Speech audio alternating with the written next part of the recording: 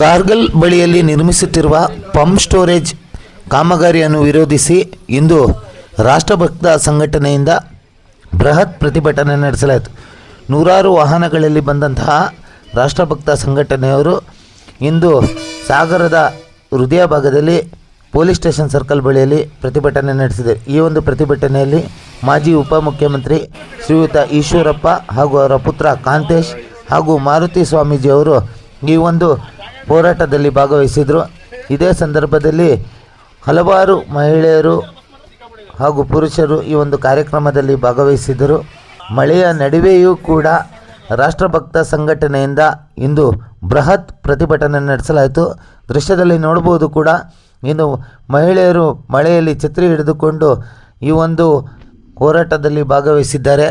ಹಾಗೆಯೇ ಇಲ್ಲಿಂದ ಅವರು ಸೀದಾ ಸಿಗಂದೂರು ದೇವಸ್ಥಾನದ ಮೂಲಕ ಕಾರ್ಗಲಿಗೆ ತೆರಳಿ ಅಲ್ಲಿನ KPC ಇಂಜಿನಿಯರ್ ಅವರಿಗೆ ಮನವಿ ಕೊಡುವಂತಹ ಸಂಭವ ಇದೆ. ಹೀಗೆ ನಮ್ಮ ಚಾನೆಲ್ ವೀಕ್ಷಿಸಿ. ಸುಪ್ರೀಂ ಕೋರ್ಟ್ ಒಂದು ಆದೇಶ ಮಾಡ್ತದೆ, ಕಡಿದಂತಹ ಗಿಡಕ್ಕೆ ಒಂದು ಗಿಡಕ್ಕೆ ನೀವು 10 ಗಿಡವನ್ನು ನೆಡಬೇಕು, ಜೊತೆಗೆ 10 ವರ್ಷ ನೀವು ಸಲಹೆ ಬೇಕು. ಒಂದು ಗಿಡಕ್ಕೆ 1 ಲಕ್ಷ ರೂಪಾಯಿಯನ್ನ ದಂಡವನ್ನು ವಿಧಿಸಿದೆ. ಒಂದು ಗಿಡಕ್ಕೆ 1 ಲಕ್ಷ ದಂಡವನ್ನು ವಿಧಿಸಿದೆ. ಜೊತೆಗೆ ಗಿಡವನ್ನ ಕಡಿಯುವುದು ಅಂದ್ರೆ ಅದು ಮಾರಣ ಹೋಮ ಅನ್ನುವ ರೀತಿಯಲ್ಲಿ ಸುಪ್ರೀಂ ಕೋರ್ಟ್ ಹೇಳ್ತಾ ಇದೆ. ಅಂದ್ರೆ ಇಲ್ಲಿ ನೀವು ಲಕ್ಷಾಂತರ ಗಿಡಗಳನ್ನು ಕಡಿಯುವ ಮುಖಾಂತರ ಇಲ್ಲಿ ಜೀವಹಾನಿ ಮಾರಣ ಹೋಮಕ್ಕೆ ಸರ್ಕಾರವೇ ಪರ್ಯಾಯವಾಗಿ ಕಾರಣ ಆಗ್ತಾ ಇದೆ. ಇದನ್ನು ನಾವೆಲ್ಲರೂ ಸಹ ಅರ್ಥ ಮಾಡಿಕೊಳ್ಬೇಕು. ಸುಪ್ರೀಂ ಕೋರ್ಟ್ ಸಹ ಇಂಥದೊಂದು ನಿಲುವಿಗೆ ಬಂದಿದೆ ಅಂತ ಆದ್ರೆ ನಾವು ಈಗ ಹೋರಾಟಗಾರರು ಹೈಕೋರ್ಟ್ನಲ್ಲಿ ಮನವಿಯನ್ನು ಸಲ್ಲಿಸಿದ್ದೇವೆ. ಆ ಮನವಿಗೆ ತಕ್ಕದಾಗಿ ಇವತ್ತು ತಡೆಯಾಜ್ಞೆ ದೊರಕಿದೆ. ಇಲ್ಲಿ ಯಾವುದೇ ರೀತಿಯ ಯೋಜನೆಯನ್ನು ಮಾಡಲಿಕ್ಕೆ ತಾತ್ಕಾಲಿಕ ತಡೆಯನ್ನ ಹೈಕೋರ್ಟ್ ನೀಡಿದೆ. ಆದರೆ ಮೊನ್ನೆ 10ನೇ ತಾರೀಕಿಗೆ ಮತ್ತೆ ವಿಚಾರಣೆ ಇತ್ತು. KPC ಅವರಾಗಲಿ ಅದು ಸಂಬಂಧಪಟ್ಟಂತವರು ಯಾರೂ ಸಹ ಅದಕ್ಕೆ ಉತ್ತರ ಕೊಡಲಿಕ್ಕೆ ಬರಲಿಲ್ಲ. ಮತ್ತೆ ಸಮಯವನ್ನು ಕೇಳ್ತಾ ಇದ್ದಾರೆ.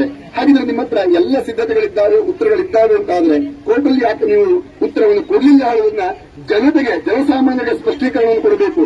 ಜನಸಾಮಾನ್ಯರಿಗೆ ಉತ್ತರವನ್ನು ಕೊಡಿ. ಯಾಕೆ ನೀವು ಅಲ್ಲಿ ನ್ಯಾಯಸ್ಥಾನದಲ್ಲಿ ನಾವು ಕಾನೂನು ಹೋರಾಟ ಮಾಡ್ತಾ ಇದ್ದೇವೆ, ಅಲ್ಲಿ ಯಾಕೆ ಉತ್ತರ ಕೊಡ್ತಾ ಇಲ್ಲ? ಅಲ್ಲಿ ಯಾಕೆ ನೀವು ಓಡುತ್ತಾ ಇದ್ದೀರಿ? ನೀವು ಉತ್ತರ ಕೊಡಿ ನೀವು. ಅಲ್ಲೂ ಸಹ ಉತ್ತರ ಕೊಡ್ತಾ ಇಲ್ಲ. ಅರ್ಥ ಮಾಡ್ಕೊಳ್ಳಿ ಜನಸಾಮಾನ್ಯರೇ, ಇವರ ಹತ್ರ ಉತ್ತರ ಇಲ್ಲ.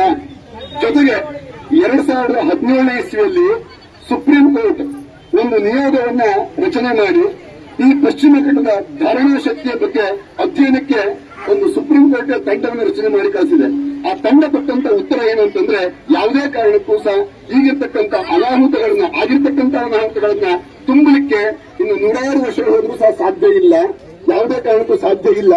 ಆದ್ರೆ ಮತ್ತೆ ಈ ಯೋಜನೆ ಮಾಡಲಿ ಅಂತ ಆದ್ರೆ ಇದು ತುಂಬಲಾರದ ನಷ್ಟ ಆಗ್ತದೆ ಅನ್ನೋದನ್ನ 2017ರಲ್ಲಿ ಬಂದಂತಹ ನಿಯೋಗ ಸುಪ್ರೀಂ ಕೋರ್ಟ್ಗೆ ವರದಿಯನ್ನು ಕೊಟ್ಟಿದೆ, ಗವರ್ಮೆಂಟ್ಗೆ ವರದಿಯನ್ನು ಕೊಟ್ಟಿದೆ. ಹಾಗಾದ್ರೆ ಆ ವರದಿಯನ್ನ ಇರುವ ಸಂದರ್ಭದಲ್ಲಿ ಇಂಥದ್ದೊಂದು ಯೋಜನೆ ನೀವು ಮಾಡ್ತೀರಿ ಅಂತ ಆದರೆ ನಿಮ್ಮ ನಿಲುವೇನು? ಹಣ ಮಾಡುವುದೇ ನಿಲುವೆ? ಯೋಚನೆ ಮಾಡಿ, ನೀವೇನು ಮಾಡ್ತಾ ಇದ್ದೀರಿ? ಮರವನ್ನು ಕಡಿಯುವ ಮುಖಾಂತರವಾಗಿ ಸಮಸ್ತ ಜನತೆಯ ಹಲನೆ ಮಾಡ್ತಾ ಇದ್ದೀರಿ. ಮಾನವ ಕುಲಕ್ಕೆ ನೀವು ಮಾರಕರಾಗ್ತಾ ಇದ್ದೀರಿ. ಯಾವ ಪ್ರಜಾಪಾಲಕರಾಗಿರ್ತಕ್ಕಂಥ ನೀವು ಪ್ರಜೆಗಳನ್ನ ಪಾಲನೆ ಮಾಡಬೇಕು, ನೀವು ಪ್ರಜೆಗಳ ಕದ್ದಲಿಗೆ ಕಾರಣವಾಗ್ತಾ ಇದ್ದೀರಿ. ಹಾಗಾಗಿ ಇಂತಹ ಯೋಜನೆಗಳನ್ನ ನಿಲ್ಲಿಸಬೇಕು. ಅಲ್ಲದೆ ಯಾವುದೇ ಕಾರಣಕ್ಕೂ ಸಹ ಈ ಯೋಜನೆ ನಾವು ಆಗ್ಲಿಕ್ಕೆ ಬಿಡೋದಿಲ್ಲ. ನಮ್ಮ ಪ್ರಾಣ ತೆತ್ತೇವು ಆದ್ರೆ ಯೋಜನೆಯನ್ನ ಆಗ್ಲಿಕ್ಕೆ ಬಿಡವು, ಪ್ರಾಣ ತೆತ್ತೇವು ಯೋಜನೆಯನ್ನು ಆಗಲಿಕ್ಕೆ ಬಿಡವು.